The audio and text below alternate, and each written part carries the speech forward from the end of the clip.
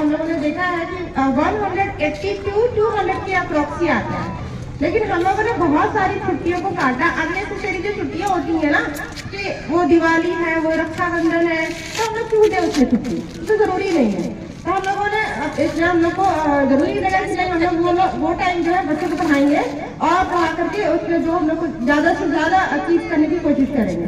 अब जैसे छुट्टियों को बिल्कुल भी हम लोगों ने काट दिया है, लेकिन जो जरूरी छुट्टियां हैं जो हमारे लिए जरूरी है ना, जो हमारे लिए जरूरी है, जैसे कि ईद है, बकरीद है, आप लोग को भी ज्यादा चाहिए, बच्चों को ज्यादा चाहिए, और टीचर्स भी हैं, सभी को बराबरी में चाहिए। इस तरह से ये छुट्टियां ज्यादा हो सकती है, लेकिन दूसरी छुट्टियों को हम लोगों ने काट दिया है। बिल्कुल आप लोग परेशान ना हो। बहुत सारे पेरेंट्स को ये रहता है कि इतना ज्यादा स्कूल क्यों बंद रहता है, हाँ ये बोलते इतना ज्यादा क्यों बंद रहता है, क्यों बंद कर दिए स्कूल, बच्चे घर में रहते हैं, बच्चों को कैसे रखेंगे? मतलब बच्चों को घर में नहीं रखने के लिए स्कूल भेजते हैं क्या?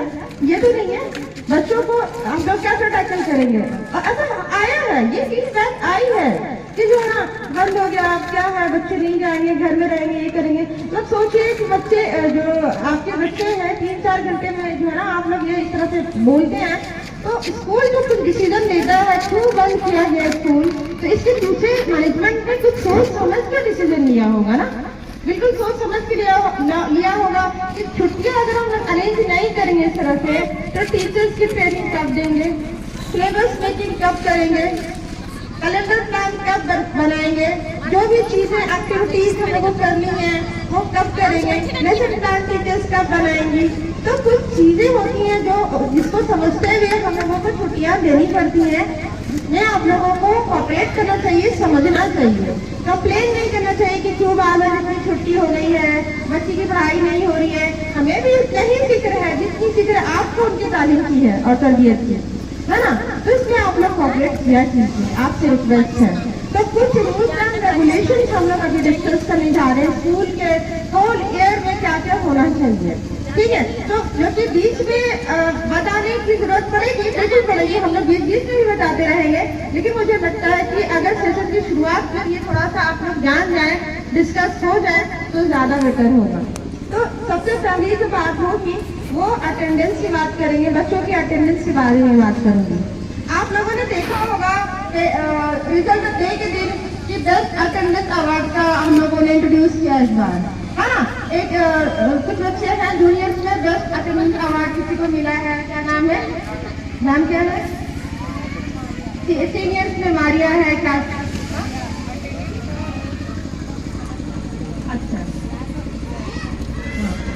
मतलब देखिए नाम मैं अभी डिस्क्लोज बताना नहीं चाहूँगी, एग्जाम्पल देना चाहूंगी कि इस बार हम लोग इनकरेज करने के लिए बच्चों को अटेंडेंस का इनकरेज करने के लिए ना अवार्ड भी दिए हैं, ठीक है।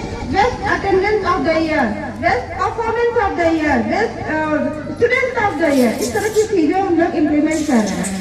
तो कहने का मतलब ये है कि जो बच्चों का अटेंडेंस है उसको आप लोग कोशिश कीजिए कि अननेसेसरी बच्चों को एब्सेंट नहीं कराए कीजिए। तो बहुत ज्यादा बच्चों का हम्पर होता है स्टडीज भी, उनकी जो एक रिज्म होती है ना पढ़ाई की, ये पढ़ाई का रिज्म चलता रहता है और वो फिर छुट्टियां ले लेने से, एब्सेंट करा लेने से रिज्म रुक जाता है, ठीक है। उनका जो स्टडीज का रिज्म रहता है वो रुक जाता है, फिर वापस आने में टाइम लग जाता है, 1 दिन 2 दिन 4 दिन टाइम लग जाता है। तो छोटे बच्चे बड़े बच्चे सभी के लिए है कि प्लीज एब्सेंटेज्म को रोका जाए, अननेसेसरी एब्सेंटेज्म को रोका जाए। हाँ, बहुत ऐसा कंडीशन है, तबीयत ठीक नहीं है, कुछ मामला है, बहुत अर्जेंट चीज है, तब आप एब्सेंट कराइए, एब्सेंट कराइए, बट उसका भी एक मेथड है कि लीव एप्लीकेशन मस्ट होगा। लीव एप्लीकेशन के बिना आप लोग आपके बच्चे का एब्सेंस ग्रांट नहीं होगा, लीव ग्रांट नहीं होगा, विदाउट एप्लीकेशन नहीं। इस बार आप लोग ये बात समझ लीजिए कि एब्सेंट नहीं कराना है ज्यादा। उम्मीद करते हैं कि आपका बच्चा भी उस लिस्ट में आ जाए कि best attendance of the award आपके बच्चे जीते, कोशिश ये कीजिए, है ना। तो वो है लीव एप्लीकेशन के बिना आप लोग एब्सेंट नहीं कराइएगा। दूसरी चीजें क्या होती है कि तबीयत अगर खराब हो जाती है तो इसका मैंने बता दिया कि एप्लीकेशन आप लोग जरूर सबमिट करें। आप लोग को ये सुविधा दी गई है कि चलिए मैं ठीक है, अगर नहीं आ सकते तो व्हाट्सएप पे भेज दीजिए एप्लीकेशन को, है ना। लेकिन आप लोग क्या करते हैं, कुछ पेरेंट्स ऐसे करते हैं कि बस शॉर्ट में एक लाइन में लिख देते हैं कि today he is not able to go to school, but this is not a correct thing. आपको उसमें रीजन बताइए, बाकायदा एप्लीकेशन लिखिए, जो एप्लीकेशन लिखने का तरीका है। आ नहीं सकते हैं तो इतना हम लोगों ने किया है रिएक्ट, इसलिए आप लोग व्हाट्सएप पे ही भेज दीजिए एप्लीकेशन को, ठीक है ना। और अगर पहले से पता है कि हमारा बच्चा 3-4 दिन नहीं आएगा, तो फिर आप एक दिन पहले आकर के स्कूल में किसी से भी भेज सकते हैं, भेज करके आप एप्लीकेशन सबमिट कर दीजिए, ताकि हमारे माइंड में रहे कि जो है ना ये बच्चा 3-4 दिन नहीं आएगा। क्लास टीचर भी इसका अपना अलग से जो भी भेजना रहेगा क्लास वर्क होमवर्क आपको व्हाट्सएप ग्रुप में चला जाएगा, है ना। ये चीजें होनी चाहिए। और दूसरी बात क्या है कि अगर सपोज कि 4 दिन से ज्यादा अगर एब्सेंट बच्चा कर रहा है, तो फिर आप लोगों को मेडिकल रिपोर्ट देने की जरूरत पड़ेगी। मेडिकल रिपोर्ट में क्या है, प्रिस्क्रिप्शन ही दे दीजिएगा, एटलीस्ट डॉक्टर से तो रिपोर्ट नहीं बनवाइएगा, चलिए प्रिस्क्रिप्शन का फोटो कॉपी ही दे दीजिएगा। लेकिन ये रूल में है, रूल एंड रेगुलेशन में है, ये आपको इस ईयर में फॉलो करना है हर पेरेंट्स को। 4 दिन अगर एब्सेंट करेगा तो उसका मेडिकल रिपोर्ट देना होगा विद एप्लीकेशन। 1 या 2 दिन अगर एब्सेंट करते हैं तो एप्लीकेशन दे दीजिए, चल जाएगा, ठीक है। लेकिन 4 दिन से ज्यादा में आप लोग को मेडिकल रिपोर्ट देना पड़ेगा, ये चीज है। और दूसरी बात क्या है, अटेंडेंस के बारे में मैंने कह दिया, एब्सेंटेज के बारे में कह दिया।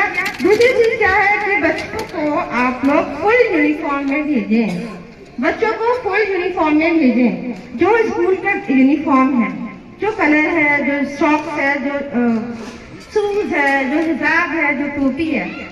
कभी कभी ऐसा लगता है ना कि बिना आयरन किए हुए, बिना पॉलिश के बच्चे, बस आपको लगता है बस स्कूल बच्चे चले जाएं किसी तरह से, है ना। नीट एंड क्लीन स्कूल है ना आप लोग।